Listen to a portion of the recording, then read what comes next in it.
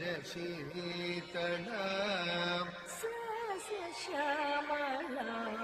मातरं वन्दे मातरम्।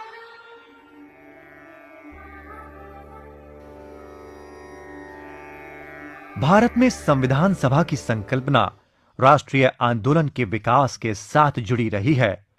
ऐसी संविधान सभा का विचार, जिसके द्वारा भारतीय स्वयं अपने देश के लिए संविधान का निर्माण कर सकें, 14-15 अगस्त 1947 को देश के विभाजन और उसकी स्वतंत्रता के साथ ही भारत की संविधान सभा कैबिनेट मिशन योजना के बंधनों से मुक्त की गई और पूर्णता प्रभुसत्ता संपन्न निकाय और देश में ब्रिटिश संसद के पूर्ण प्राधिकार व उसकी सत्ता की पूर्ण उत्तराधिकारी बन गई।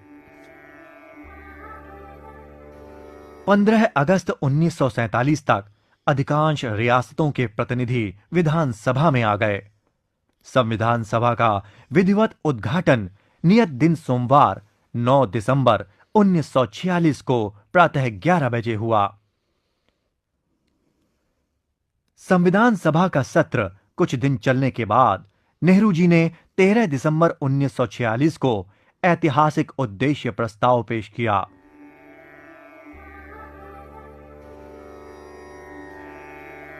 सुंदर शब्दों में तैयार किए गए उद्देश्य प्रस्ताव के प्रारूप में भारत के भावी प्रभुत्ता संपन्न लोकतांत्रिक गणराज्य की रूपरेखा दी गई थी।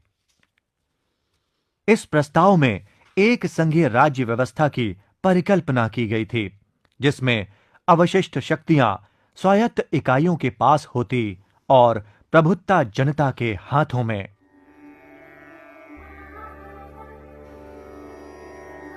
सभी व्यक्तियों को न्याय, सामाजिक, आर्थिक और राजनीतिक परिस्थिति की, अवसर की और कानून के समक्ष समानता, विचारधारा, अभिव्यक्ति, विश्वास, आस्था, पूजा, व्यवसाय संगम और कार्य की स्वतंत्रता की गारंटी दी गई और इसके साथ ही अल्पसंख्यकों, पिछड़े व जनजातीय क्षेत्रों और दलितों व अन्य पिछड़े वर्गों के लिए पर्याप्त रक्षोपत्र रखे गए।